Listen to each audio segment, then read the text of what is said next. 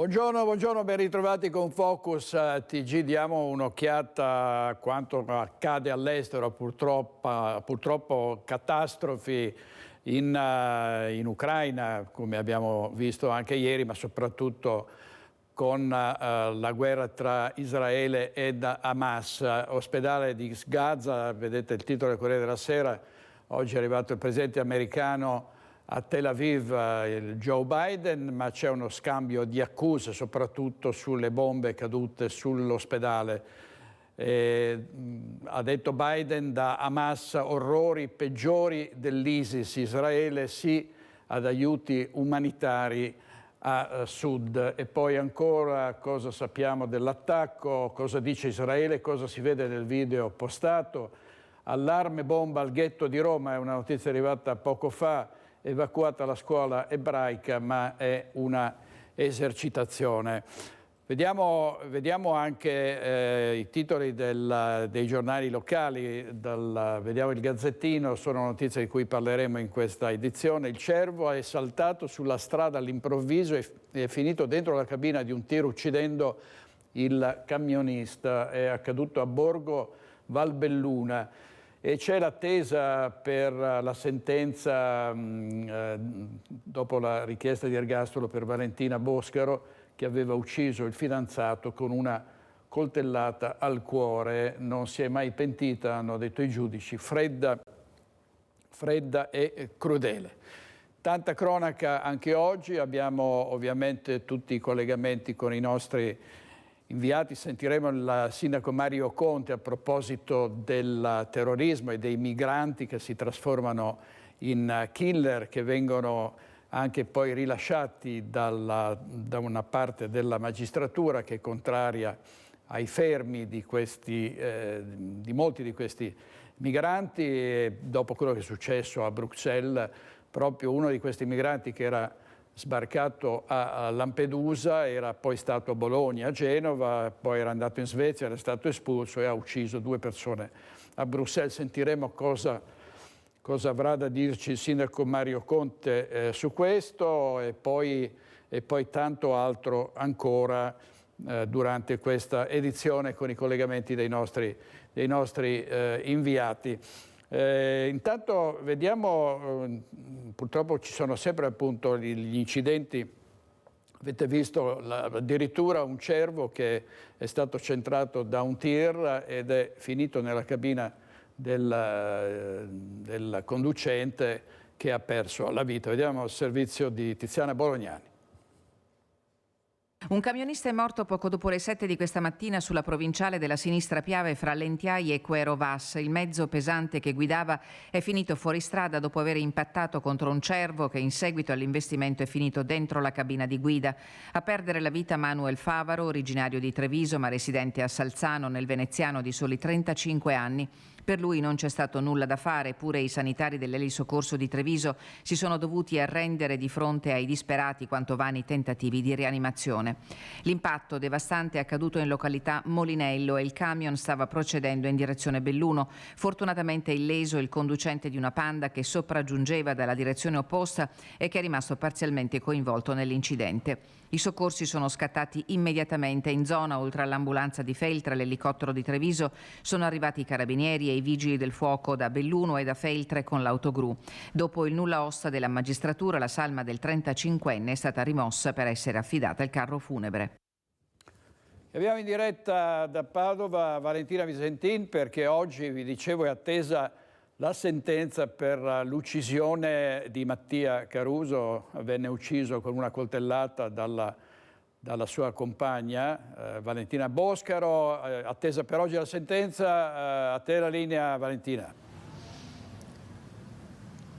Sì, buongiorno dal Tribunale di Padova, una sentenza che potrebbe arrivare anche in tarda serata, perché i lavori della Corte d'Assise, che si è riunita stamattina qui a Padova, sono iniziati alle 9:30 ma sono molto lunghi. Ha già parlato il pubblico ministero Valeria Sanzari, che dopo una lunga requisitoria ha chiesto per l'imputata Valentina Boscaro, 31 anni, l'ergastolo. La ragazza è accusata accusata di aver ucciso con una coltellata al cuore il Mattia Caruso, con il quale aveva una relazione piuttosto altalenante e turbolenta. Secondo le parole del pubblico ministero c'è stata una precisa volontà di uccidere. Per questo Valentina Boscaro merita l'ergastolo. Ha confessato, la ragazza ha confessato solo perché scoperta pochi giorni dopo l'omicidio avvenuto il 25 settembre del 2022.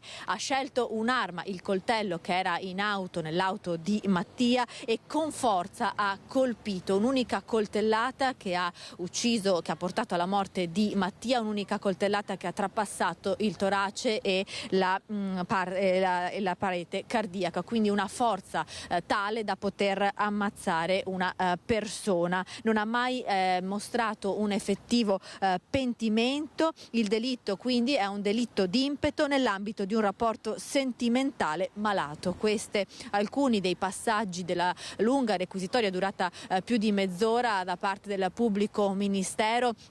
Stanno continuando in questo momento gli interventi. Poco fa si è conclusa la requisitoria della prima dei due avvocati della famiglia Caruso, che difende appunto i genitori e la famiglia di Mattia. Anche in questo caso si è ribadito come il rapporto tra i due ragazzi fosse davvero un rapporto difficile e complicato, e soprattutto del carattere di Valentina. Hanno puntato molto il dito sui messaggi piuttosto violenti che la ragazza mandava a Mattia nell'ultimo periodo. E adesso stanno entrando nel vivo anche sta parlando il secondo avvocato della famiglia Caruso. Poi sono attese ovviamente gli interventi dell'avvocato della difesa di Valentina Boscaro, e poi anche della persona che Valentina ha calunniato, accusato nel primo momento, e che aveva individuato in un primo momento, subito dopo l'omicidio, come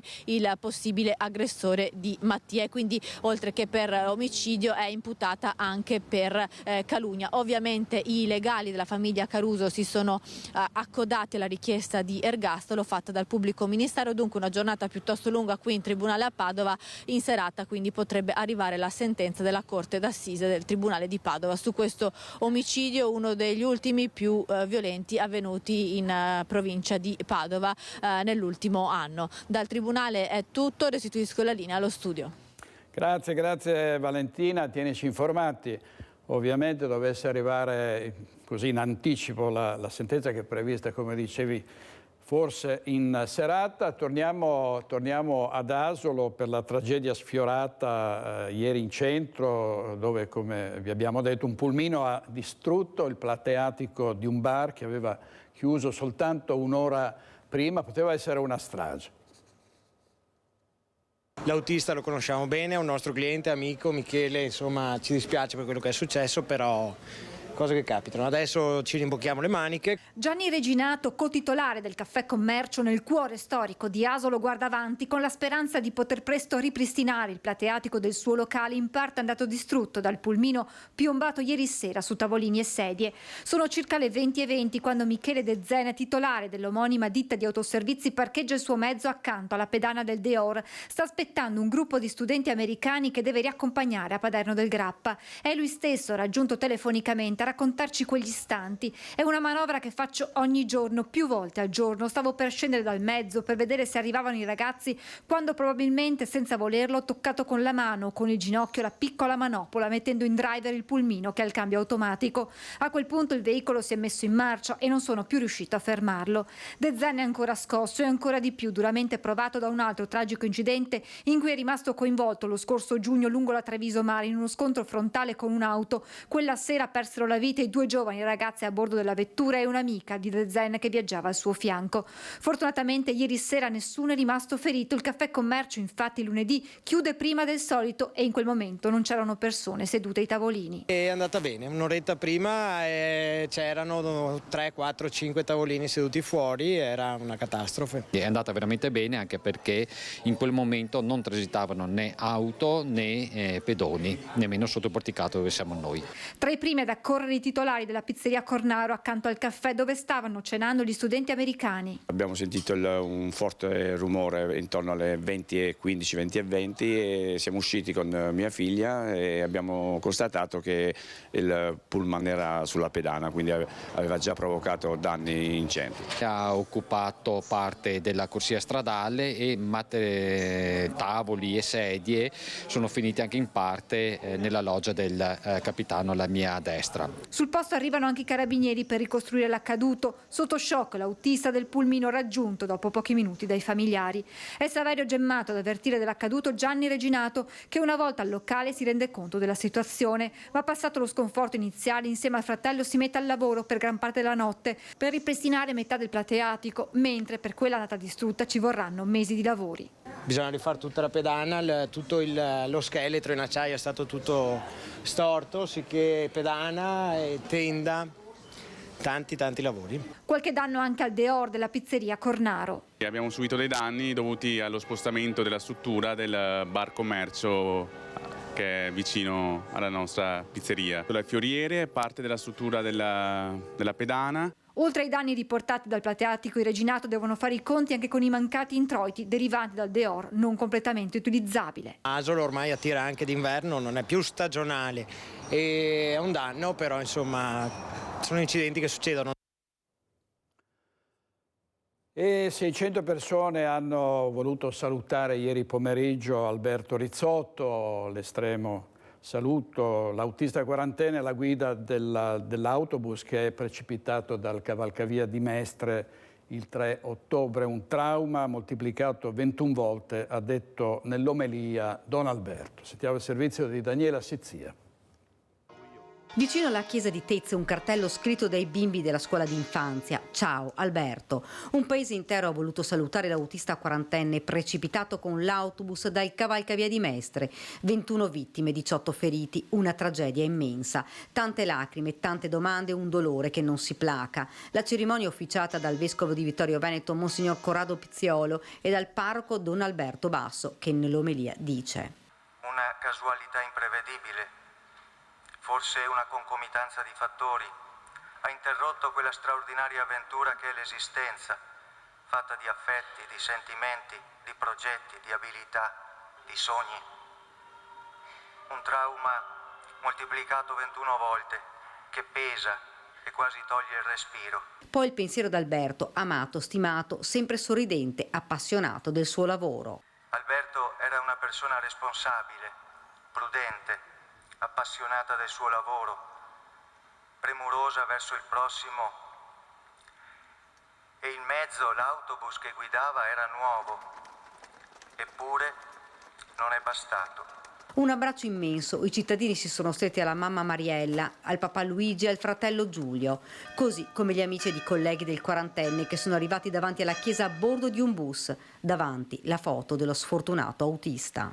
Tra i presenti anche il sindaco Giovanni Zanone, l'amministratore delegato della linea, la società proprietaria del mezzo Massimo Fiorese e l'assessore alla mobilità di Venezia Boraso. Le spiegazioni tecniche, mediche e scientifiche, ha detto nell'omelia Don Basso, non possono spiegare l'avventura dell'esistenza. Noi contiamo sulle nostre capacità di controllo, ma la vita ci può venire tolta in un secondo. La bara esce dalla chiesa avvolta nella bandiera dell'aeronautica, corpo nel quale aveva prestato servizio il papà di Alberto. La famiglia attende nel frattempo gli esiti di un approfondimento delle indagini che diano risposte ad una tragedia che per il momento è inspiegabile. Il saluto degli amici. Ti vogliamo bene Albi, da sempre e per sempre. E come eri solito dire tu, ciao classe, se veden. Adesso andiamo alle fiere di San Luca a Treviso, dove c'è Francesca Bozza con il vescovo di Treviso, Monsignor Michele Tomasi, che ha benedetto la fiera e i giostrai. A te Francesca. Buongiorno direttore, buongiorno ai telespettatori, grazie davvero a Monsignor Michele Tomasi, vescovo di Treviso, ancora con il sorriso, è appena sceso dalla ruota panoramica e ha detto è la prima volta. Sì, è la prima volta che vengo alle fiere di San Luca, dopo 4 anni era ora iniziare poi con la celebrazione eucaristica con tutti i lavoratori qui è stato veramente una gioia grande, e anche vedere Treviso da una prospettiva inedita è stato un bel regalo. Sì. E anche un'emozione perché si torna inevitabilmente bambini. Sì, per fortuna ci sono queste possibilità. Abbiamo bisogno spesso di ritornare fanciulli, e dobbiamo avere anche i posti dove vediamo che i bambini, i ragazzi fanno quelle belle esperienze che anche noi portiamo nel cuore. Ne abbiamo tanto bisogno in tempi difficili, ci sono persone che dedicano la vita a dare un po' di gioia e di spensieratezza, e dobbiamo esserne grati. Lei lo ha detto durante l'omelia, durante la messa, voi portate gioia in un momento in cui sembra vinca il male, inevitabilmente il pensiero va alle guerre, a quella più vicina a noi in Ucraina e a quello che sta accadendo in Medio Oriente. Sì, strugge il cuore davvero a pensare soprattutto ai bambini, agli anziani, alle persone che vengono colpite davvero innocenti, e in questo posto si vede, posso dire, l'ostinazione del bene. Continuiamo a sperare e fare in modo, con quel poco che possiamo, piccolo o grande che sia, per portare luce nel mondo e per portare pace, e possiamo farlo anche noi con i nostri comportamenti. Lei ha ringraziato le famiglie del Luna Park perché ha detto voi portate il divertimento, le luci e nascondete la fatica, perché è un lavoro faticoso spesso avere una casa che è itinerante.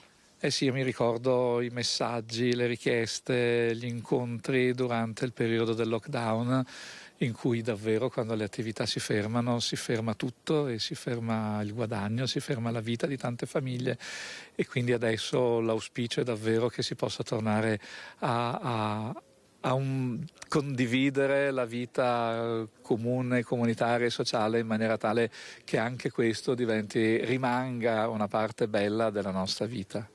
Grazie davvero a Monsignor Michele Tomasi, lo lasciamo andare a benedire le altre giostre del Luna Park delle Fiere di San Luca. La linea può tornare allo studio.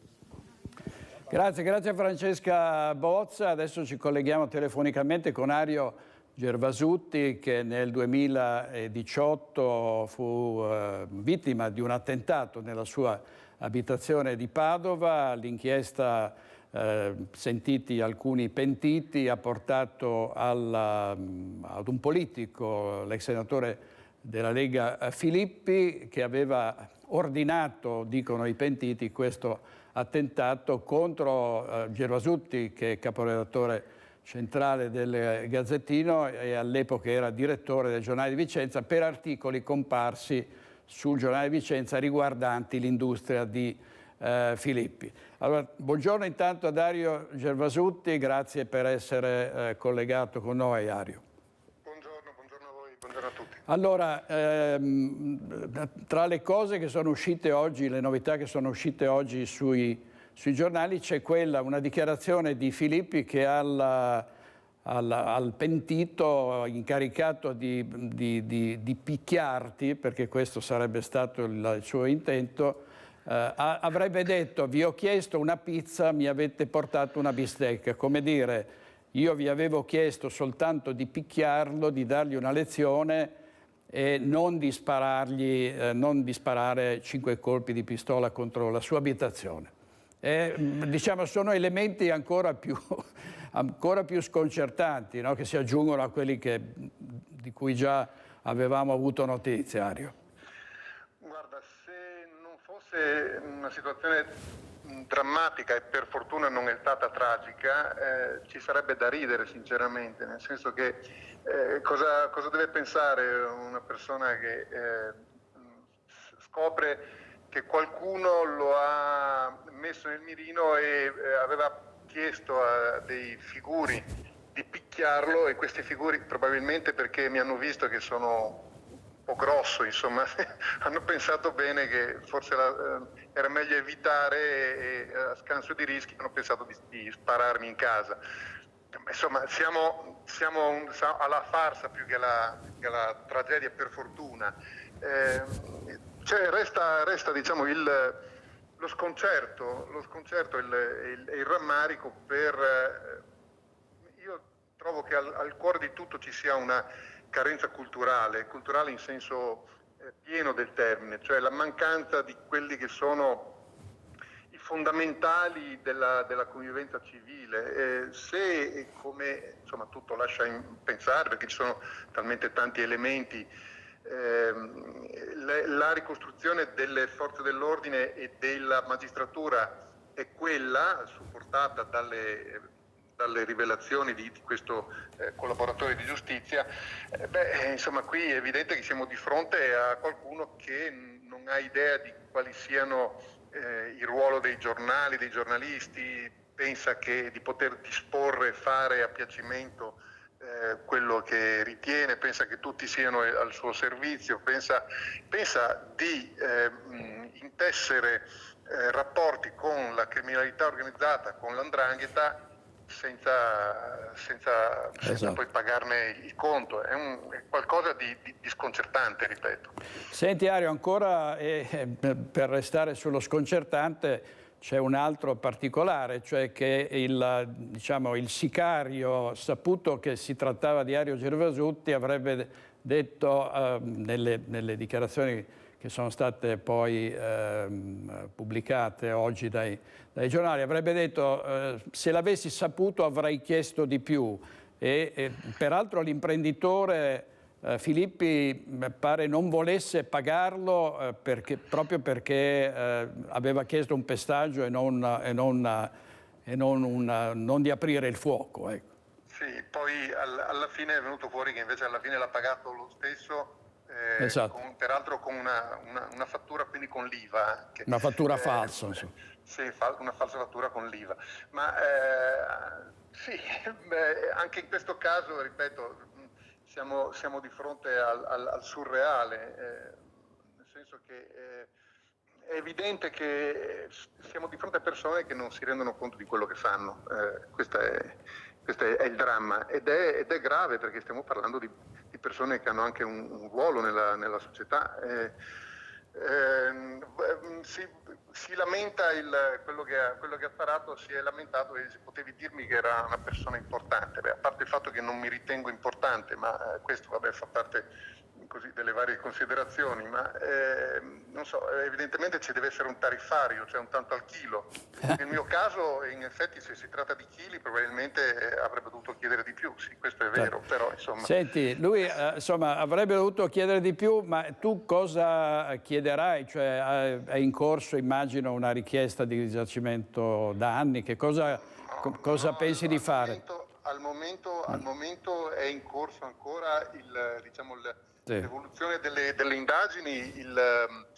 Filippi, quindi il presunto mandante, sarà peraltro interrogato domani dai magistrati della direzione distrettuale antimafia e che poi concluderanno il loro lavoro con la richiesta di rinvio a giudizio e di processo. Quindi poi si andrà a processo e lì si vedrà. Insomma. Certo.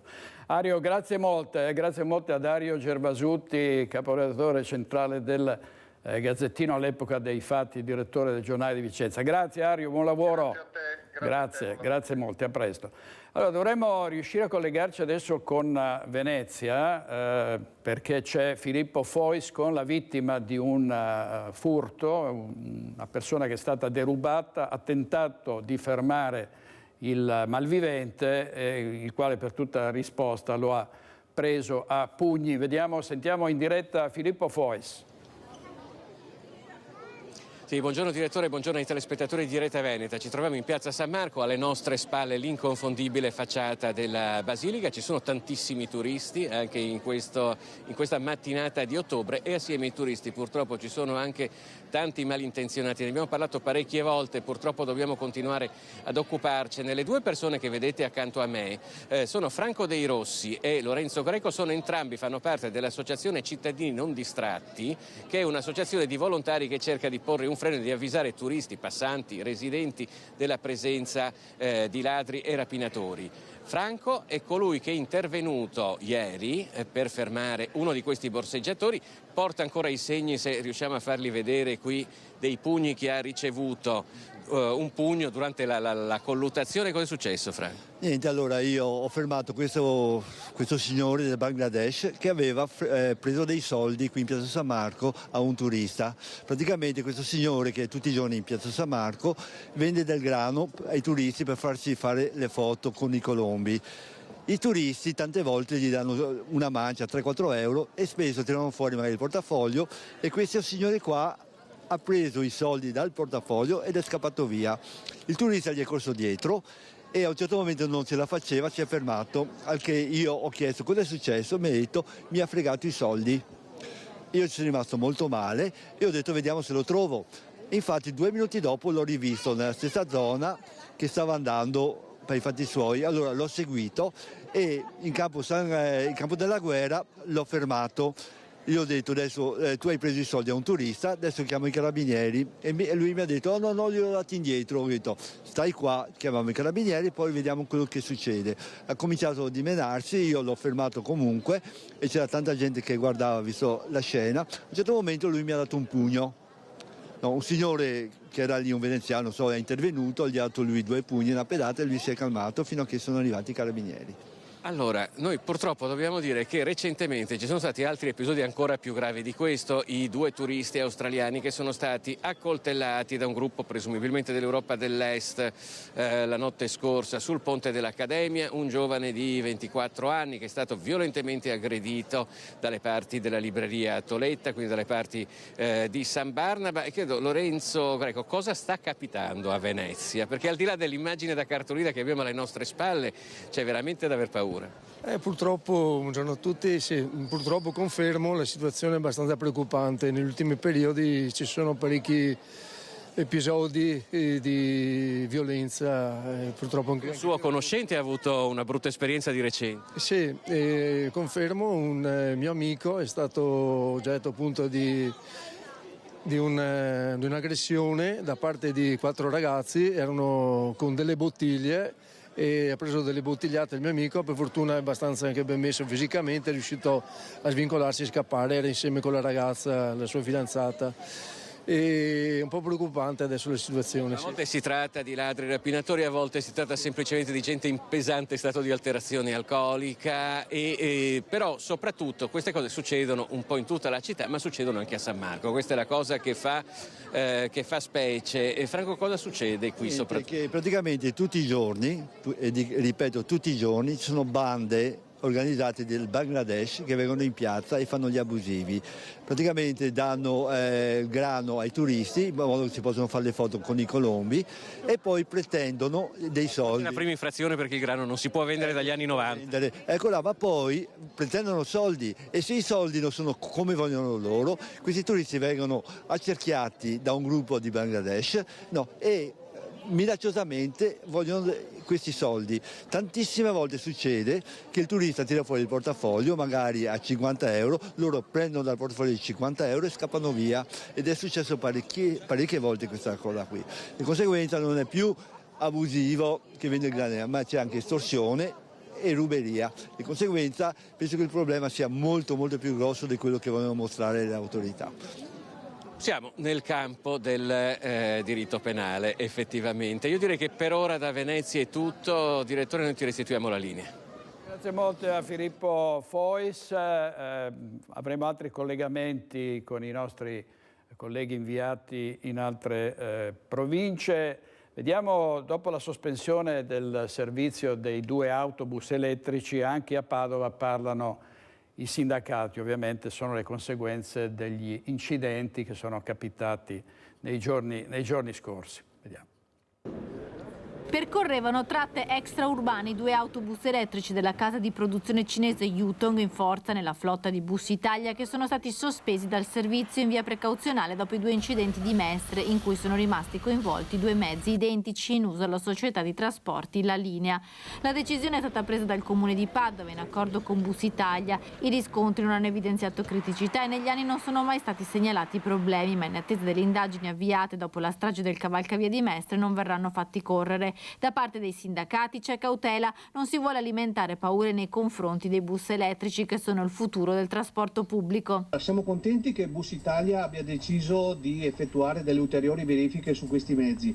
Tra l'altro siamo stati informati da colleghi che lavorano in officina che i veicoli erano già stati sottoposti ad ulteriori controlli anche negli anni passati e non erano state riscontrate nessuna anomalia, però un approfondimento su tutto l'impianto elettrico sicuramente per la sicurezza è un punto a favore. Nella flotta di 550 mezzi di Bus Italia in città sono presenti solo 2 autobus della casa produttrice cinese Yutong e sono in servizio da 2 anni. Altri 5 bus elettrici in circolazione dal 2018 sono stati prodotti da un'azienda diversa. Yutong ha il 25% del mercato mondiale e produce sino a 400 mezzi al giorno. In Europa l'anno scorso è stata leader di vendite anche in Francia, Norvegia e Danimarca. Tutti i governi stanno puntando tantissimo sull'elettrico per il futuro.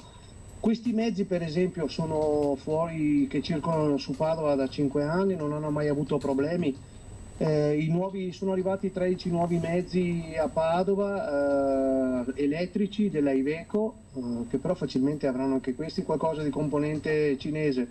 Se però questo è il futuro, bisognerà fare dei controlli più approfonditi, ma sicuramente i mezzi saranno sicuri. Controlli che sono stati chiesti e sono in corso da parte del Comune di Venezia. La società La Linea chiede che gli autobus vengano rimessi in circolazione, ma l'assessore Renato Boraso ha risposto che per sicurezza vuole che i controlli vadano avanti. Oltre ad essere al centro di questi gravissimi incidenti stradali, l'autobus precipitato alla cavalcavia, quello che si è schiantato contro un pilastro a Mestre, sugli autobus ci sono anche aggressioni ai conducenti e anche tra passeggeri, è accaduto a Ponte San Nicolò. Le aggressioni risalgono a una settimana fa. Era il 9 ottobre quando al 112 è arrivata la richiesta di aiuto di un autista di Bus Italia in servizio lungo la tratta Padova-Sottomarina. Il pullman era giunto a Ponte San Nicolò quando un nigeriano, appena salito a bordo, aveva sferrato un pugno al volto di una passeggera tranquillamente seduta che era stata trasportata in pronto soccorso, dove i sanitari le avevano diagnosticato una frattura all'orbita sinistra con 30 giorni di prognosi. Lo straniero, che era riuscito a darsi la fuga, è stato riconosciuto il giorno successivo da un controllore nella stazione di bus di Piave di Sacco. Qui ha tentato di fuggire graffiando l'uomo, ma è stato raggiunto dai carabinieri che lo hanno identificato e denunciato con l'accusa di violenza, incaricato di pubblico servizio e lesioni personali. È arrivata una conferma ufficiale da parte dell'ACI, la Valsugana è una delle strade più pericolose d'Italia. Sentiamo in diretta Vanessa Banzato. Buongiorno a te direttore, alle persone che ci stanno seguendo. Sì, in effetti, tra l'altro l'argomento poi si lega anche con i servizi che sono appena andati in onda legati proprio alla pericolosità delle strade, perché ci troviamo a Rosà lungo la statale Valsugana, definita, come hai detto poco fa tu, una delle strade dall'ACI, bollettino ACI, una delle strade più pericolose a livello nazionale. Tra l'altro proprio a Rosà, che è uno dei comuni attraversati dalla Valsugana, punto nero, punto nevralgico questo di Rosà, di attraversamento, un traffico pesantissimo che passa proprio in mezzo, taglia in due il comune di Rosà. Il comune si è tra l'altro anche classificato tra quelli più incidentati lungo la statale. Io mi trovo assieme al vice sindaco di Rosà, Paolo Bordignon. Insomma, statale Valsugana non solo la più pericolosa d'Italia, ma questo punto specifico, Rosà, l'attraversamento di Rosà diventa davvero critico. Sì, è un amaro primato che non possiamo non condividere, perché naturalmente i dati ce li abbiamo che sul territorio comunale, le strade comunali non abbiamo incendiarietà, abbiamo lavorato molto e impegnato molto per la sicurezza stradale, la sicurezza dei pedoni. Il problema è la statale che abbiamo un contratto, un accordo fatto con Regione e RFI che riguarda praticamente la sicurezza, il bypassare il centro di Rosà. Abbiamo 25.000 veicoli giornalieri, di cui un terzo fatto da autoarticolati, per cui un problema serio, un problema che assieme alla Regione stiamo affrontando, ma che però da anni stiamo veramente lavorando per premere e risolvere questo problema. Del resto noi a breve avremo un intervento qui nel centro di mettere dei parapetti a sicurezza dei pedoni, ma il problema del statale, che non è competenza del comune, rimane. Anche perché proprio questo nodo critico, c'è un vero e proprio imbuto, quindi pensiamo soltanto alla quantità di veicoli che transitano qui, che si trovano bloccati all'incrocio al semaforo. Allora, gli enti hanno tutti i dati, hanno fatto una verifica da Cittadella a Bassano quanto si mette, hanno tutti i dati di quanti veicoli passano, hanno tutti i dati soprattutto per quanto riguarda anche, aggiungo una cosa, anche i passaggi pedonali, passaggi a livello di Rosà dei treni, sono 7, che tagliano a Rosà ulterior modo metà giornata, per cui a Rosà credo sia un collo di bottiglia da risolvere. Gli enti lo sanno tutti, in questo momento noi stiamo lavorando in sinergia con la Regione Veneto, ma avremo bisogno per forza delle soluzioni. Io mi ricordo una ventina d'anni fa sarà stato che proprio sugli edifici che si affacciano sulla Valsugana erano stati esposti dei lenzuoli bianchi per vedere anche a livello di smog la pericolosità per i residenti. È un problema annoso, è un problema che si è intensificato soprattutto con la rotatoria che hanno fatto all'ingresso della Complanare, che abbiamo più volte evidenziato in Regione, RFI, abbiamo evidenziato a tutti gli enti, anche alla provincia, perché le Complanari sono di competenza della provincia, per cui tutti gli enti sono al corrente. Adesso aspettiamo delle risposte, noi ci siamo, abbiamo messo in campo anche degli interventi con finanze proprie pur di dare una mano a risolvere questo problema. Tra l'altro ecco un appello che si vuole lanciare direttamente quindi alla Regione del Veneto, che ben sa tutta la questione. È uscito in sopralluogo qualche mese fa responsabile di Veneto Strade, per cui il problema è ben saputo, abbiamo fatto più interventi, più controlli, rimaniamo qui in attesa, naturalmente premiamo e confidiamo in Regione Veneto. Bene, direttore, da Rosà è tutto, io ti ricevo la linea. Grazie molte a Vanessa Banzato e al suo ospite. E restiamo nel Vicentino, che c'è stato un incidente a Sant'Orso con 3 feriti. Sentiamo. Sant'Orso, un sorpasso azzardato potrebbe essere stato la causa di un pauroso incidente avvenuto nella serata di ieri in via Europa. 3 i veicoli coinvolti, tutti e 3 i conducenti sono rimasti feriti nella carambola che è seguita lungo la provinciale che collega Schio a Piovene. Fortunatamente nessuno ha riportato gravi ferite, ma tutti gli automobilisti coinvolti sono finiti all'ospedale Alto Vicentino per accertamenti diagnostici. Un veicolo furgonato è finito contro un Audi, coinvolgendo lateralmente anche una Fiat Punto. Una squadra di vigili del fuoco di Schio è intervenuta per rimuovere i mezzi e ripristinare la sicurezza sulla carreggiata. Oltre al personale del SUEM, sul posto anche una pattuglia della polizia locale per deviare il traffico ed effettuare i rilievi del sinistro.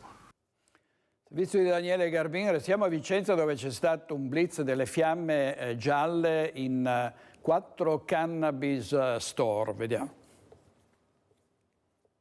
Blitz in alcuni comuni dell'Alto Vicentino della Guardia di Finanza e in alcuni negozi di rivendita di prodotti derivati dalla cannabis. I finanzieri hanno sequestrato complessivamente 80 bottiglie di alcolici, 180 capsule di olio di semi di canapa, 2 contenitori da 500 grammi per la preparazione di infusi e 4 boccette di oli, tutte sostanze destinate all'uso orale di cannabidiolo, il CBD, ottenuto da estratti di cannabis derivati dalle infiorescenze. I prodotti sono stati recentemente inseriti nella tabella dei medicinali dal Ministero della Salute, la cui somministrazione è prevista solo con una ricetta medica e va distribuita con apposite autorizzazioni, condizioni che non hanno rispettato i titolari di 4 cannabis store di Malo, Monte di Malo, Piovene Rocchette e Sant'Orso, che sono stati quindi denunciati alla Procura della Repubblica. Nell'operazione inoltre sono stati segnalati alla Prefettura 4 soggetti come assuntori di sostanze psicotrope e denunciata all'autorità giudiziaria una persona nel comune di Schio trovato in possesso di 30 grammi di marijuana destinata allo spaccio e di uno spinello. E saliamo sull'altopiano di Asiago dove si avvicina il Bomba Day di Stoccareddo. Manca una settimana al Bomba Day di Stoccareddo, necessario per bonificare la casa dove ha perso la vita Riccardo Baù, il 30enne morto per l'esplosione di un ordigno bellico incastrato in uno dei muri della sua abitazione. C'è infatti una seconda bomba conficcata a pochi centimetri di distanza dallo squarcio aperto dallo scoppio del 1 giugno. 300 le persone che saranno evacuate. Giovedì 26 ottobre lo sgombero del paese inizierà alle 7. In 45 minuti Stoccareddo dovrà essere completamente vuoto. Per quanto riguarda appunto l'estrazione dell'ordigno, l'inizio delle operazioni è previsto intorno alle 9 di mattina e hanno calcolato che più o meno intorno alle 16, massimo 18, l'ordigno sarà estratto e anche già portato via per il relativo brillamento. Sarà una lunga giornata per i cittadini di Stoccareddo, con il comune di Gaglio che si è attivato anche per organizzare un punto di accoglienza. Le persone, soprattutto quelle che non sono al lavoro e che hanno necessità, potranno stare in auditorium con delle brandine, con dei pasti caldi sfornati direttamente quel giorno dalla mensa di Gaglio, che già fornisce la scuola dell'infanzia e la scuola primaria. Ci saranno anche delle attività di intrattenimento per i nostri cittadini. Tutte le persone, le 300 persone interessate all'evacuazione, che puntualmente ci hanno sottoscritto un modulo e ci hanno detto dove andranno, cosa faranno e le necessità che loro potranno avere in quel giorno. Registrato tutto questo, abbiamo raccolto il file già trasmesso alla prefettura. Come detto, le operazioni degli artificieri andranno avanti per l'intera giornata. Il via libera per il rientro nelle case dovrebbe arrivare nel tardo pomeriggio e sarà prontamente comunicato. Attraverso la centrale di coordinamento dei servizi situata in Comune di Gaglio, comunicheremo appena finite le operazioni attraverso i canali social del sindaco di Gaglio, degli assessori, dei consiglieri, del sito del Comune di Gaglio e di tutte le pagine, sia di Stoccareddo Se piuttosto che Se di Gaglio Se.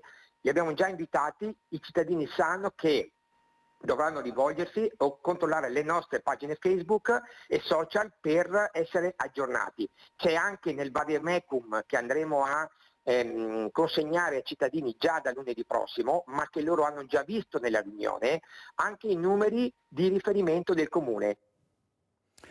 Emanuele Munari, sindaco di Gaglio, che è stato spesso ospite di Focus. Vediamo in regia oggi ci sono Francesco Cerone e Alberto Pivetta. Vediamo i carabinieri che hanno notato uno strano passaggio di mano in mano davanti al CERT di Padova. È stato arrestato un 49enne già noto alle forze dell'ordine. Vediamo. Sorpreso dai carabinieri di pattuglia davanti al CERT in via dei Colli a Padova a spacciare metadone. Arrestato un 49enne padovano che aveva appena venduto 3 boccette di droga. I militari hanno infatti notato una Fiat Punto parcheggiata con un uomo appoggiato al lato del finestrino, intento a chiacchierare con il conducente. I due, vedendo i carabinieri, si sono salutati velocemente. Gli uomini dell'arma hanno notato però uno scambio di denaro. È stata quindi perquisita l'auto, trovando le 3 boccette di metadone nel cruscotto. Addosso allo spacciatore è stata rinvenuta la somma di 30 euro. L'uomo è stato quindi arrestato e messo agli arresti domiciliari in attesa del processo. Il 49enne era in cura al CERT ed era già noto alle forze dell'ordine, sempre per reati legati allo spaccio di droga. Questo era il servizio di Francesco Rattai. Bisogna stare sempre molto attenti ai truffatori, ce ne sono tantissimi in circolazione. Un'anziana è stata truffata a Padova da un 21enne napoletano che poi è stato bloccato a Roma, sul treno, dopo che era riuscito a mettere a segno questo colpo. Vediamo. Aveva convinto un'anziana di 83 anni residente nel centro di Padova a consegnare tutti i preziosi che aveva in casa, circa 4.000 euro il valore, per aiutare la figlia che avrebbe causato un fantomatico incidente. Il 21enne di origini napoletane arrestato dagli agenti della squadra mobile di Padova. Ottenuti i gioielli, il giovane aveva provato anche a farsi consegnare dei soldi prelevandoli direttamente in banca. Un passo falso, perché qui un familiare dell'ignara vittima aveva capito tutto e avvisato la polizia. Il 21enne si è subito dato alla fuga, ma è stato bloccato a Roma dagli agenti della polizia ferroviaria su richiesta dei colleghi padovani, mentre era già sulla via del ritorno a casa. Con l'ultimo arresto salgono a 6 i truffatori di anziani bloccati a Padova dalla polizia negli ultimi 3 mesi. Vediamo i titoli del Corriere del Veneto, vediamo, c'è tanta cronaca, oggi se ne sta parlando, bambino di 9 anni che è stato picchiato dal patrigno, ma partiamo da molestie sessuali a un giovane disabile, il parroco condannato a 3 anni. E poi il finto chirurgo Matteo Politti, che aveva la laurea, lesioni archiviate, nessun danno. Il bimbo di 9 anni picchiato dal patrigno, vi dicevo, le maestre, salvato con un foglio segreto. E ancora Fontana uccise Carol Maltesi e corse a comprare accetta e seghetto per farla a pezzi. Una storia terribile. Nuove azioni degli studenti universitari contro l'emergenza abitativa in città. Ieri sera è stata occupata la sede di Scienze Politiche. Tende e notte dentro alla sede della Facoltà di Scienze Politiche. Dopo un'assemblea sull'emergenza abitativa, una cinquantina di studenti del collettivo universitario Spina ha deciso di occupare la sede di Palazzo Wallenborg in Via del Santo in segno di protesta per la mancanza di alloggi di residenzialità pubblica. I posti che mancano, diciamo, sono sull'ordine delle migliaia almeno e per immaginarsi il numero basti pensare che gli iscritti all'Università di Padova al momento sono 70.000 e molti di questi hanno avuto problemi ad accedere a un alloggio alla città di Padova per le più svariate motivazioni, ma che proverò un po' a mettere in ordine. In primo luogo, se partiamo dalle residenze pubbliche, queste non sono sufficienti, cioè non hanno un numero sufficiente di posti, abbiamo un numero di idonei non beneficiari che è davvero altissimo. Sono tantissimi gli studenti fuori sede costretti a ripiegare sul mercato privato in un periodo in cui gli affitti sono alle stelle. Per una stanza singola si arriva a pagare anche 400 euro al mese. Gli studenti accusano l'università di non investire abbastanza. L'università appunto ha di recente fatto un grosso investimento e questo a noi ha semplicemente fatto aprire gli occhi sul fatto che sì, i soldi non mancano. Semplicemente la volontà politica dell'università in questo momento non è quella di occuparsi della sua componente studentesca. Va verso la chiusura e senza un colpevole la vicenda dell'esplosione in un locale di Abano Terme avvenuta lo scorso aprile. Era stato aperto dalla procura un fascicolo per strage, ma la verità emersa è un'altra. Sentiamo Federico Fusetti. È stata un'esplosione accidentale, una bombola di gas lasciata aperta sarebbe perciò l'origine dell'incidente. Parliamo dell'osteria Cacio e Pepe di Abano, teatro lo scorso aprile di un episodio grave, una fuga di gas, un gran botto, muri crollati e vetrate in frantumi. Ma la relazione dei vigili del fuoco ha accertato che la bombola, che si trovava nel ripostiglio, era stata lasciata aperta pochi minuti prima dell'esplosione, probabilmente per un errore. Inoltre un messaggio minatorio ritrovato era stato scritto da un proprietario e indirizzato ai ladri che avevano cercato di entrare nel locale alcuni giorni prima. E così, al termine delle indagini portate avanti dai carabinieri, è probabile la richiesta di archiviazione da parte del PM che segue la vicenda, che si chiuderà così, senza ulteriori risvolti giudiziari. Abbiamo parlato anche ieri sera dei migranti, perché continuano gli sbarchi e soprattutto adesso è allarme perché sono sbarcati, pensate, dall'inizio di quest'anno 94.000 migranti dalla Tunisia. Immaginatevi se tra questi non ci possa essere anche qualche altro killer radicalizzato come quello che è arrivato in Italia, poi è andato in Svezia, poi è tornato in Belgio e ha ammazzato due svedesi. E per l'accoglienza dei migranti qui in Veneto spunta l'ipotesi di utilizzare un edificio sui Colli Euganei che l'opinione pubblica conosce bene perché è stato al centro della cronaca per molti anni. Sentiamo la nostra redazione padovana. Le cooperative e la prefettura di Padova sono alla ricerca di spazi e alloggi per i migranti che continuano ad arrivare ed ecco così che spunta l'ipotesi di utilizzare anche Villa Rodella, la residenza sui Colli Euganei a Cinto, che fu di Giancarlo Galan e che ora, dopo lo scandalo Mose, è diventata di proprietà del demanio, ovvero dello Stato. E così il prefetto ha effettuato un sopralluogo sul posto insieme ai responsabili delle cooperative che si occupano di accoglienza per valutare l'eventuale trasformazione della villa in luogo di accoglienza per gli stranieri in arrivo in Italia. Costruita nel 500, 13.000 metri quadrati che hanno visto passare i vertici della politica nazionale tra feste, cene e il matrimonio dello stesso Galan con la presenza dell'allora premier Silvio Berlusconi, oggi però abbandonati e nel degrado.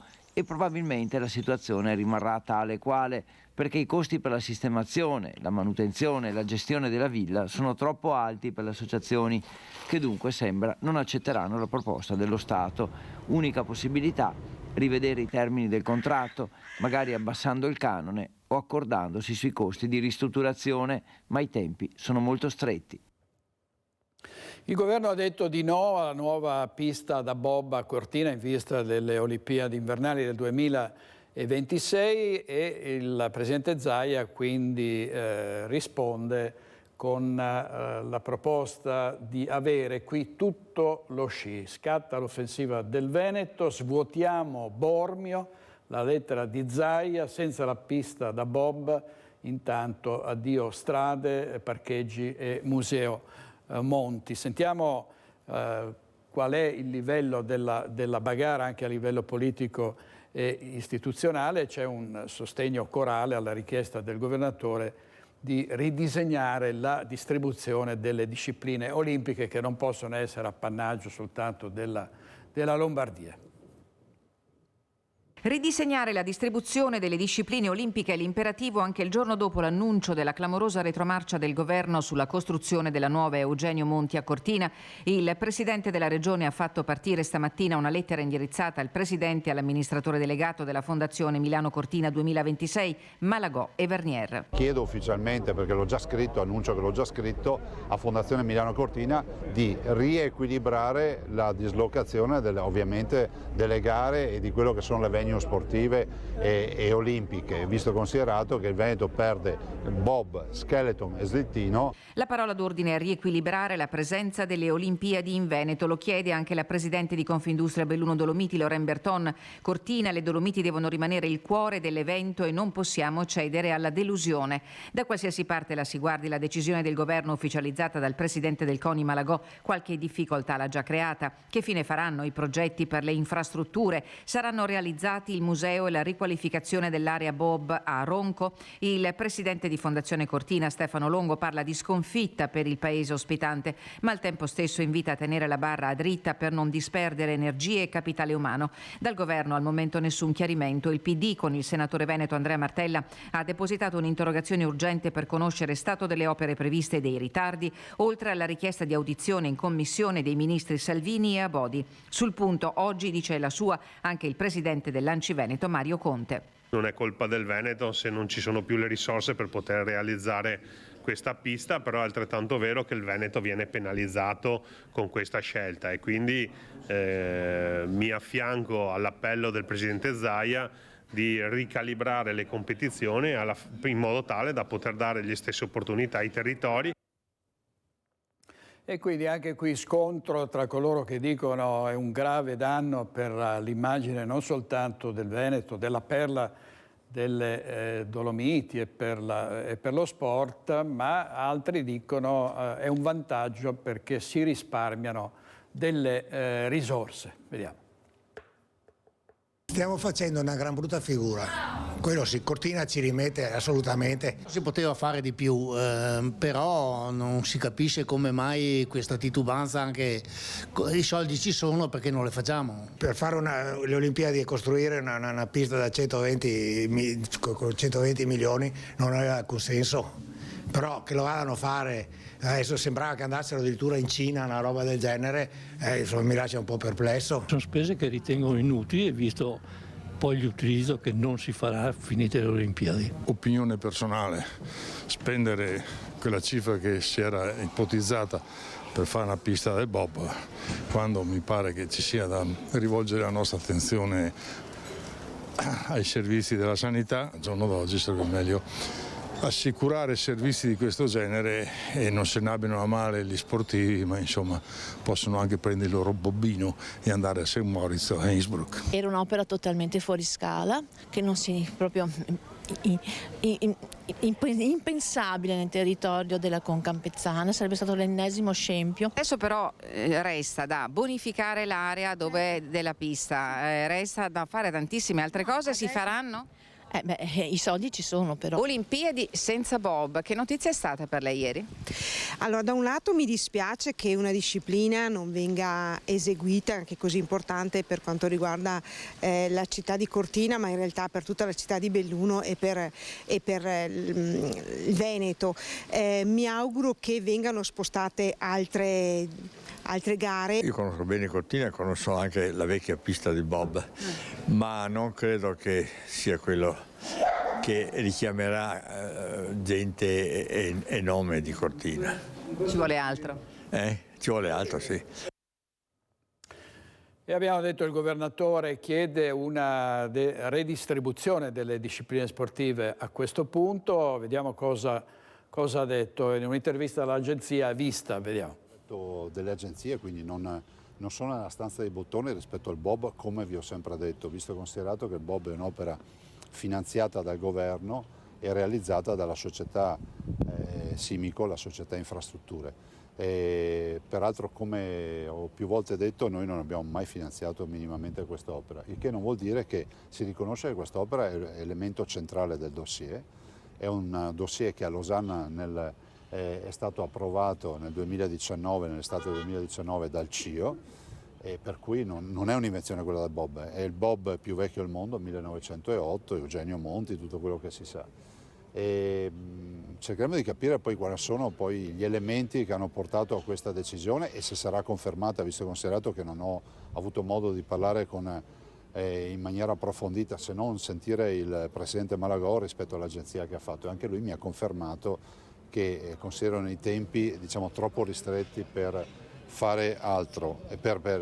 Scusi Presidente, tempi e costi. Sui costi lei stesso l'anno scorso scrisse una lettera non solo al CIO ma anche al Presidente Malagò per dire, insomma, prendete una decisione, se non riusciamo a concretizzare noi rinunciamo, pur sottolineando il fatto che il bob era elemento importante, fondante della candidatura olimpica. Sì, lei ricorda bene, io lo scrissi ancora un anno fa, questo è assolutamente agli atti.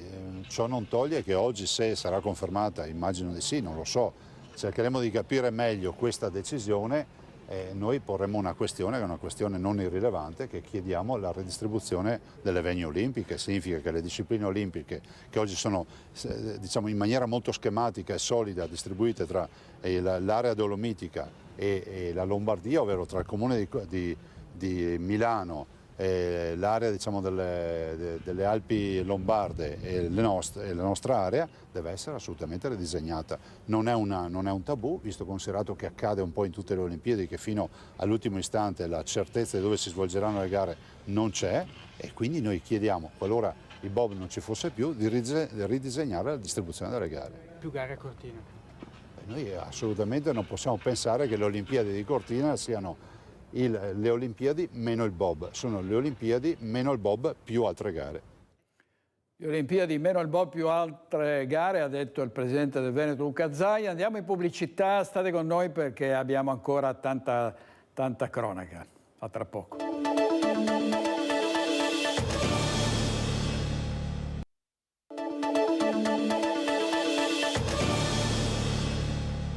È ancora ricoverato nel reparto di pediatria dell'ospedale di Padova un bambino di 9 anni che vive con la famiglia nel Piovese. Il piccolo sarebbe stato picchiato per alcuni mesi dal patrigno di origine moldava ed è indagato dalla procura di Padova per maltrattamenti in famiglia e lesioni volontarie. Protetto e curato dai sanitari e seguito da una neuropsichiatra infantile, è ricoverato da una settimana un bambino di 9 anni originario del Piovese. Nel reparto di pediatria dell'ospedale di Padova era arrivato con evidenti segni di percosse e frustate su più parti del corpo e malnutrito. Un dramma scoppiato una settimana fa, quando le maestre vedono arrivare il piccolo a scuola con botte sul viso e sulle braccia, un ematoma all'addome, incapace, tanto è il dolore di sedersi. Non è la prima volta che accade. Le insegnanti decidono di agire. Immediata la segnalazione al 118, scatta subito anche quella alla procura di Padova, come sempre avviene per fatti di tale gravità. Alle maestre il bambino ha raccontato di essere stato picchiato dal compagno della mamma per non aver obbedito ai suoi ordini, un racconto che combacerebbe con le lesioni riscontrate sul suo corpo martoriato, documentate dai sanitari e ritenute incompatibili con cadute accidentali e frutto di percosse con cinghie e corpi contundenti. Il sospetto è che possa essere stato picchiato con cavi elettrici e poi con calci e pugni.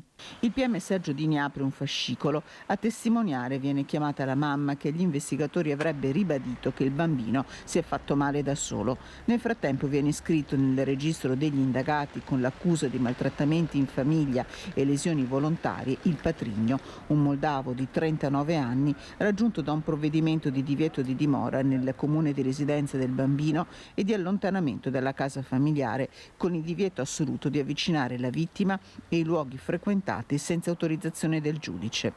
In ospedale nel frattempo il bambino è stato preso in carico dal reparto, che sta seguendo la vicenda in stretto contatto con i servizi sociali e la costante presenza di personale esperto.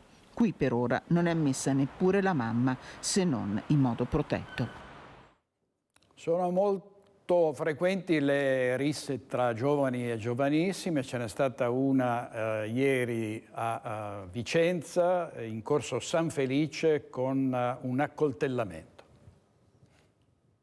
Una banale lite tra studenti ha rischiato di finire in tragedia. È accaduto nel pomeriggio di ieri lungo corso San Felice e Fortunato.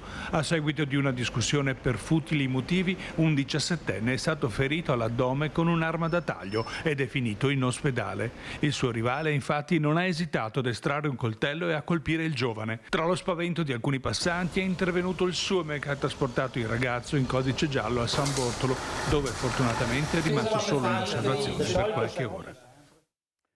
L'incendio attiene nella frazione di Rozzampia. Dopo le fiamme rimane solo un cumulo di macerie e ai nostri microfoni la famiglia Spagnolo, proprietaria dell'abitazione che è stata completamente distrutta nel rogo. Vediamo. Non sono stata capace di venire a vederla. Mi piange il cuore? Sì. Sì, tanto. Non trattiene le lacrime la signora Spagnolo, proprietaria dell'abitazione distrutta dall'incendio di ieri mattina a Rozzampia di Thiene. Erano le 9 del mattino quando probabilmente un cortocircuito di un freezer ha dato vita all'incubo di fuoco. Fiamme alte più di 3 metri che in poche ore hanno completamente mangiato l'intera palazzina. Io sono nato dentro da che porta è. Mani sporche di furigine, ricordi di una vita trasformati in cenere. Non trova pace il signor Spagnolo che 86 anni fa nasceva proprio tra le mura di quella casa, oggi ridotta a un cumulo di macerie. Per papà era tutto, perché lui viveva le sue giornate qua dentro e poi l'affetto familiare. Nonostante le fiamme potrà rimanere nella sua abitazione la famiglia Spagnolo. Nella giornata di ieri infatti i vigili del fuoco di Vicenza, Schio, Bassano e Thiene sono riusciti a mettere in sicurezza anche l'edificio confinante dove oggi abita l'intero nucleo. Un piccolo lieto fine è possibile grazie anche all'affetto di un'intera comunità. Volevo ringraziare tutta la mia famiglia, tutti i paesani che ieri ci sono stati, no vicini, di più ancora. Andiamo ad Osson di Casier, diretta telefonica con Anna De Roberto, perché un'auto, se non ho capito male, si è infilata nella vetrina di un negozio. A te dici cosa è successo, Anna? Sì, direttore, buongiorno a te e telespettatori. D'Osson di Casier siamo lungo il Terraglio, praticamente l'ultimo tratto di Terraglio che sapete attraversa prima il comune di Magliana, poi quello di Preganziola e poi appunto prima di entrare a Treviso incontra D'Osson. Nel imboccare la rotonda, l'ultima rotonda, la chiamano la rotonda delle Spar, questo SUV questa notte, sono le 4 del mattino, praticamente non è riuscito a finire la rotonda e ha chiuso la sua corsa andando dritto a schiantarsi contro la vetrina del negozio di occhialeria Vedi Bene. Questa mattina il titolare, che è stato svegliato dai carabinieri alle 4 del mattino alla notizia, era lì insieme ad una ditta a sistemare, a cercare di coprire insomma questa vetrina che è andata letteralmente in frantumi. Praticamente l'automobile pare guidasse come un razzo lungo il terraglio che sapete essere un rettilineo, quindi insomma una strada che invita a spingere sull'acceleratore, teatro di tantissimi incidenti che anche noi abbiamo dato, l'ultimo la scorsa settimana. Insomma, l'automobilista pare fosse anche in preda ai fumi dell'alcol, così raccontano i testimoni, quindi non è riuscito a governare la macchina, che è andata dritta, ha sfondato il cancello del negozio, perché c'era comunque un cancello con delle piccole inferriate, e ha finito la sua corsa sfondando la vetrina, che è una vetrina antisfondamento. Ha distrutto 100 paia di occhiali, perché appunto al di là della vetrina c'erano gli stencil con gli occhiali, e lì ha fermato la sua corsa. Miracolato l'autista, perché è uscito con le sue gambe dalla macchina, completamente distrutta ovviamente la vetrina, ma c'è da dire che se l'auto come dire, invece che entrare nella vetrina si fosse spostata di mezzo metro nemmeno, sarebbe finito contro il muro del negozio, e quindi probabilmente per l'autista non ci sarebbe stato nulla da fare. Dunque fortuna ha voluto che la macchina si sia infilata proprio all'interno della vetrina del negozio. Tantissimi danni ovviamente, ma c'è un'assicurazione che pagherà, però ecco, sicuramente l'autista dell'auto è stato miracolato, un uomo di 40 anni, quindi sulla quarantina, che è stato portato via dai carabinieri, intanto accompagnato a casa, e devo dire, insomma, ecco, miracolato, viste anche le immagini proprio della distruzione che ha seminato il suo SUV finendo la sua corsa contro il negozio. Grazie molte Anna, grazie molte. Poi ovviamente l'inchiesta accerterà se chi guidava questo SUV fosse sotto l'effetto di sostanze stupefacenti, alcol. Questa è, voglio dire, è la prassi ovviamente, no?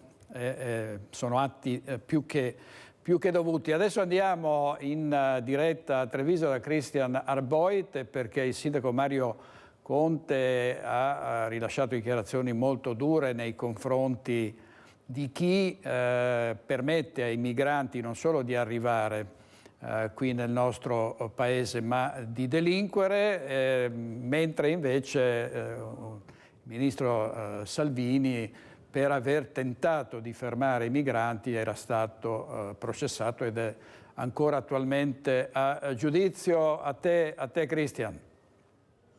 Io li vedo venerdì. Sì, direttore, buongiorno da Palazzo Rinaldi. Siamo con Mario Conte, che ieri sera, presa la notizia del curriculum, chiamiamolo così, del 45enne tunisino attentatore di Bruxelles, ha fatto un salto sulla sedia, nel vero senso della parola. Perché, sindaco? Ma penso un po' come tutti i telespettatori o tutti i cittadini che hanno appreso la notizia, che l'attentatore di Bruxelles è uno di quelli che è sbarcato in modo irregolare nelle nostre coste e nel nostro paese, a Lampedusa. Allo stesso tempo la riflessione che mi è venuta in mente è che ci troviamo un ex ministro, che è il ministro Salvini, che ha cercato di regolamentare questi flussi, cercando anche di evitare situazioni come questa, che oggi si trova a processo, e dall'altra parte invece abbiamo un attentatore che liberamente è passato per Lampedusa, ha girato i paesi fino a quando è riuscito addirittura ad uccidere 2 persone a Bruxelles senza che nessuno lo fermasse. Capite che questi episodi ovviamente preoccupano, anche perché la domanda sorge spontanea: quante di queste persone possono essere oggi distribuite nel nostro paese o nel territorio europeo? Francamente, con quello che sta succedendo in Israele e in Palestina, la preoccupazione dei cittadini comincia a essere tanta, e devo dire che li capisco. E quindi lei ha in mente, o comunque si sente di chiedere, un giro di vite al governo, alle istituzioni comunitarie sul fronte dell'accoglienza? Ma credo che sia necessario, perché il fronte di guerra che si sta allargando oggi ci mette tutti quanti in forte rischio, e quindi è evidente che non possiamo più tollerare che ci siano questi flussi continui, sregolati, senza un minimo di protezione per i nostri territori. Ci sono dei dei bersagli certamente sensibili anche nel nostro paese, e quindi l'idea che queste persone possano distribuirsi a livello nazionale ed europeo senza che nessuno li controlli, francamente è preoccupante. Quindi, significa che sono cambiate le condizioni rispetto a qualche mese fa. Lei era stato promotore di quell'accordo sull'accoglienza diffusa con il governatore Zaia. Le dice forse, vista la situazione internazionale, serve cambiare atteggiamento o no? No, stiamo ragionando su due piani diversi, nel senso che noi abbiamo sempre chiesto che venisse messa la parola fine a questi flussi così importanti nei numeri e nelle modalità.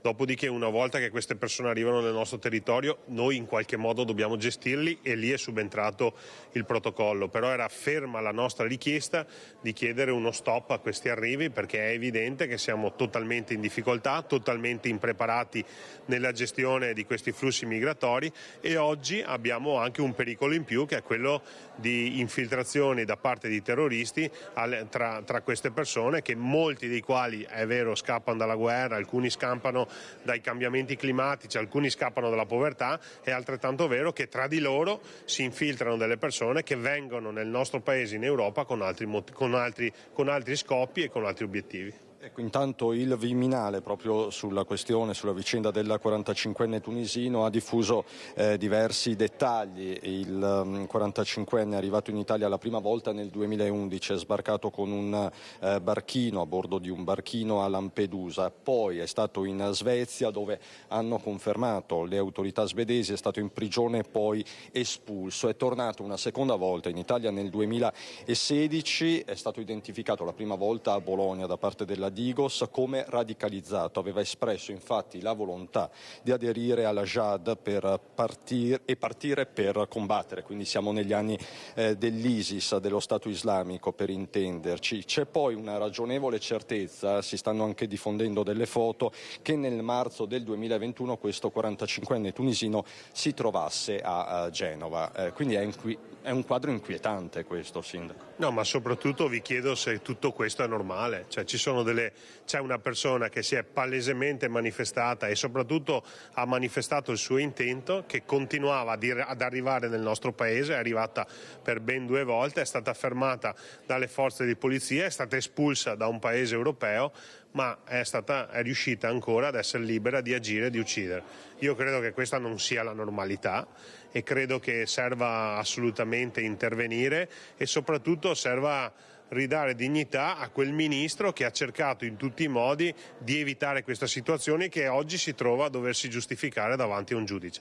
È l'allora ministro Salvini. Ecco, credo che ci sia un cortocircuito che va ripristinato, ma soprattutto dobbiamo ripristinare la sicurezza per i nostri territori e per i nostri cittadini. Senta, ultimissima domanda. Il nostro territorio è vulnerabile, ha delle preoccupazioni su questo fronte. Sindaco, lo ricordiamo, nelle scorse settimane, dopo quanto è successo ovviamente in Israele, sulla striscia di Gaza, insomma, sono state innalzate le misure di sicurezza anche nel Trevigiano, anche nel Veneto. Ma diciamo che ogni territorio è potenzialmente a rischio, dipende poi dalle persone che sono nel territorio e da quelle che sono le idee e gli obiettivi che si pongono. Devo dire che qui nella nostra città non c'è mai stata una manifestazione di questo tipo così pericolosa e radicale, quindi tendo a essere abbastanza fiducioso, ma la mano sul fuoco che le persone che sono qui nella nostra città un domani non possano commettere qualcosa, ovviamente non la metto. Credo che ci siano delle città che sono decisamente più a rischio rispetto alla nostra, però la guardia rimane comunque sempre molto alta e l'attenzione massima, e invito anche i cittadini a prestare grande attenzione. Grazie Sindaco Conte, ricordiamolo presidente dell'ANCI regionale. Da Palazzo Rinaldi con Nicoletta Rizzetto, direttore tutto, ti restituisco la linea. Grazie molte Cristian, grazie al Sindaco Conte, presidente anche dell'ANCI. Tra l'altro potrebbero essere tutti allarmi tardivi, perché ne sono arrivati migliaia dalla Tunisia, tra questi potrebbero esserci dei migranti che poi negli ultimi mesi potrebbero essersi anche radicalizzati. Il fatto che non abbiano ancora colpito in Italia, secondo alcuni osservatori, è che se dovessero fare un attentato grave nel nostro paese, a quel punto finalmente qualcosa, come spesso accade quando accade l'irreparabile, allora tutti fermano i flussi migratori in un modo o nell'altro. Questa è una delle tante letture di questa sconcertante, sconvolgente vicenda. Intanto 4 rinvii a giudizio, torniamo alla cronaca giudiziaria, per la morte la scorsa estate a Revine della bambina ucraina di 7 anni che annegò durante il Grest.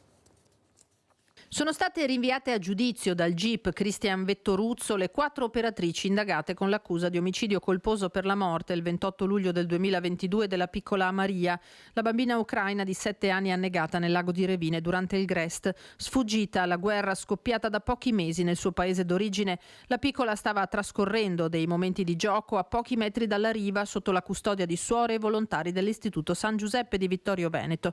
Improvvisamente era sparita, venendo ritrovata ormai senza vita sotto uno dei pontili. A processo andranno un'animatrice 23enne, la 56enne responsabile dell'uscita al lago, la 37enne coordinatrice del Grest e la suora responsabile delle attività estive. Prosciolta invece l'animatrice che si stava in quel momento occupando di un altro gruppo di bambini, prima udienza del processo il 24 ottobre del 2024.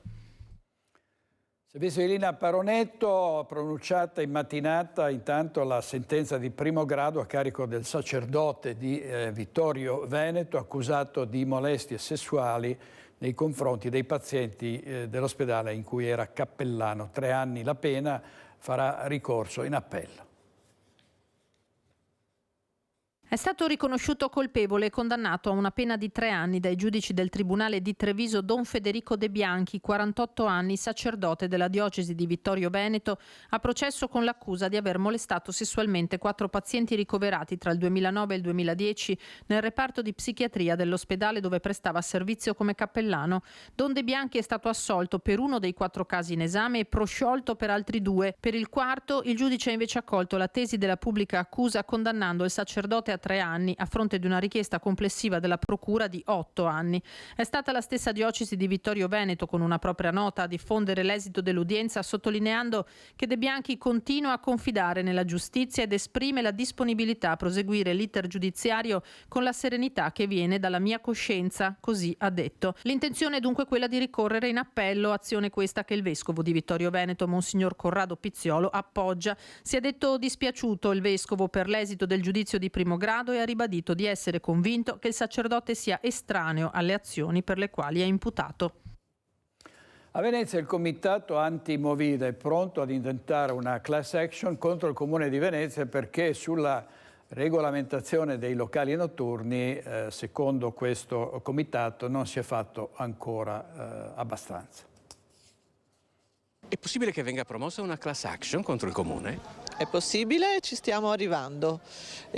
Saranno i nostri prossimi passi, visto che l'amministrazione non ci ascolta, visto che gli assessori non ci ascoltano, visto che le forze dell'ordine non rispondono, si passano la palla tra una forza dell'ordine e l'altra. Il Comitato Danni da Movida è pronto a varcare il Rubicone e a dire le vie legali contro una vita notturna sempre più invadente a livello di decibel, ma ultimamente anche protagonista di fatti di violenza e di spaccio.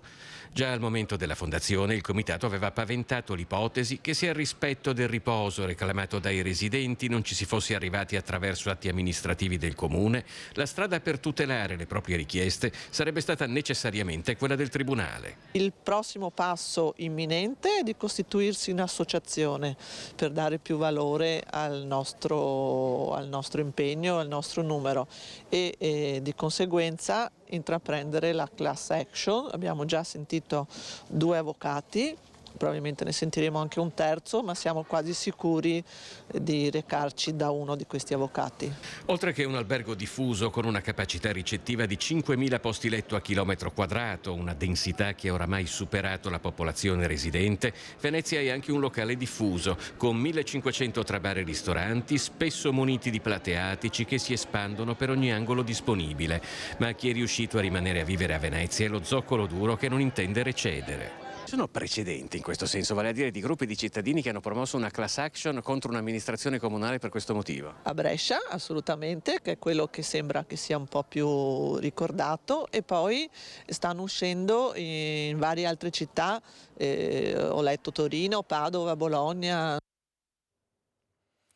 Vice di Filippo Fois, sono stati identificati i 2 giovani che nei giorni scorsi hanno fatto irruzione nel giardino di un condominio spaventando i residenti di un appartamento. Si tratta di 2 nordafricani. Vediamo.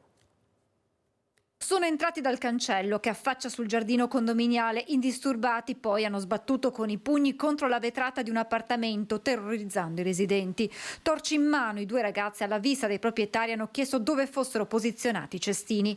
La risposta dei cittadini, che hanno minacciato di chiamare il 112, li ha fatti desistere. Immediata la chiamata ai carabinieri, che poco dopo sono riusciti a identificare i 2 soggetti. Si tratta di 2 ventenni nordafricani, presunti autori dell'intrusione. Proprio una pattuglia dell'Arma in servizio perlustrativo aveva controllato in zona 2 soggetti dalle fattezze analoghe ai 2 intrusi a breve distanza di tempo dall'episodio, e quindi gli stessi, a seguito di ulteriori riscontri raccolti dai militari dell'Arma, sono stati deferiti in stato di libertà per violazione di domicilio. Ladri o spacciatori? Le indagini dei militari dell'Arma della compagnia di Castelfranco Veneto continuano per accertare cosa avessero davvero in mente di fare. Pubblicità e poi torniamo subito, state con noi.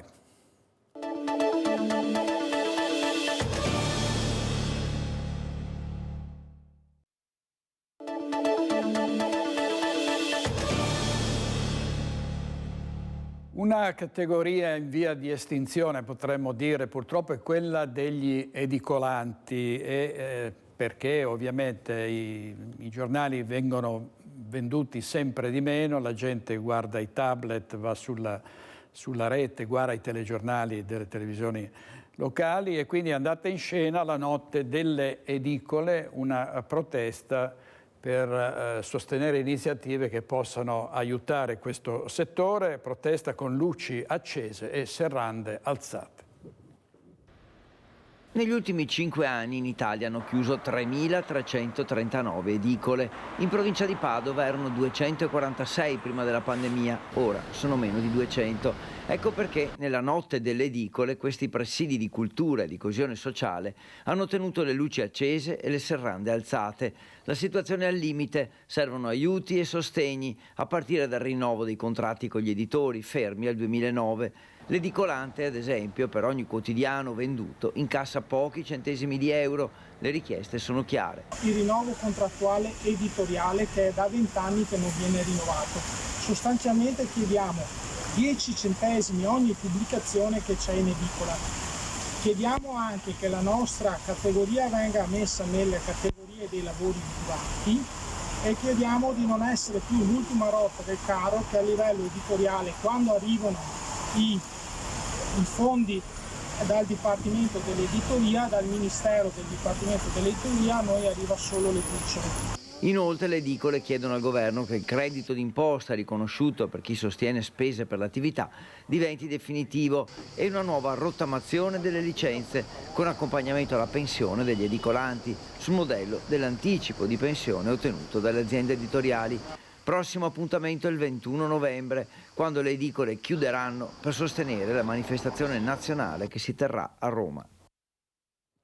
Purtroppo è così, quelli della mia età comprano ancora i giornali, ma i giovani non hanno più un quotidiano tra le mani come si può vedere ogni giorno. Partita in queste ore intanto la campagna anti-influenzale dell'ULSS 3 Serenissima, e a novembre partirà anche quella dei vaccini anti-Covid.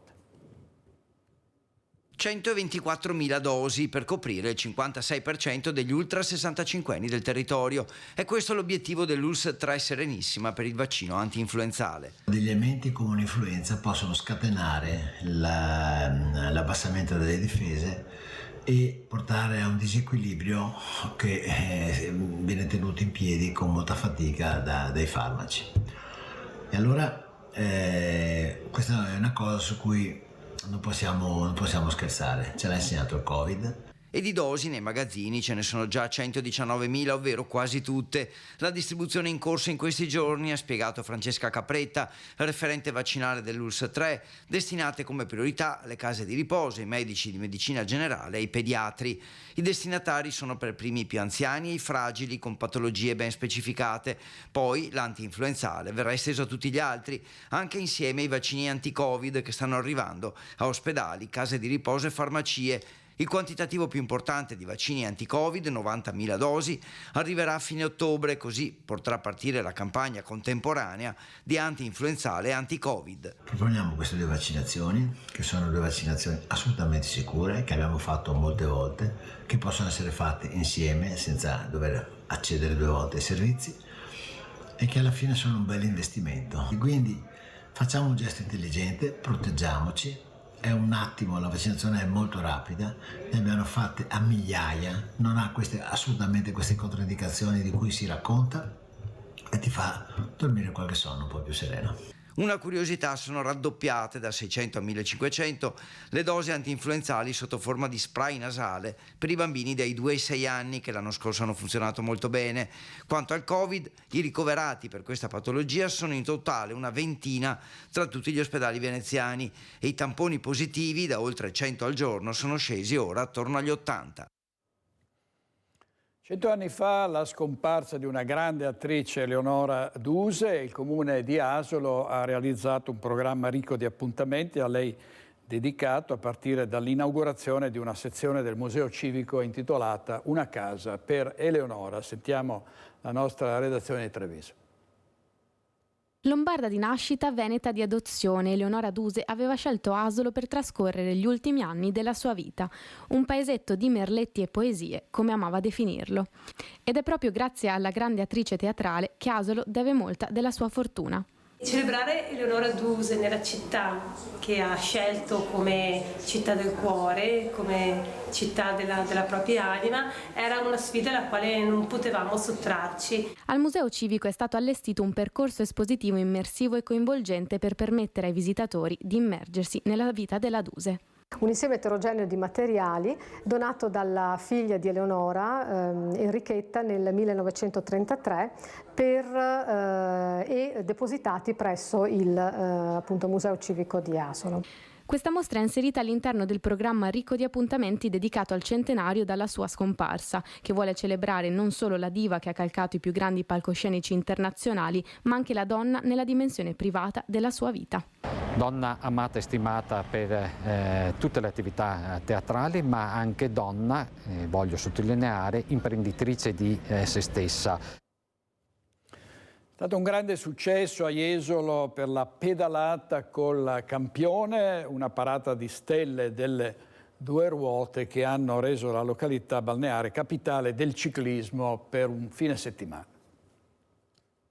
Parata di stelle del ciclismo a Jesolo per la 10ª edizione di Pedalata col Campione, organizzata nell'ambito dello Jesolo Bike Festival. In centinaia hanno partecipato all'iniziativa accanto ad alcuni dei nomi più famosi delle 2 ruote. Sonny Colbrelli, primo italiano a vincere la Parigi-Roubaix dopo 20 anni, Davide Ballerini, Francesco Chicchi, Moreno Moser e Paola Pezzo.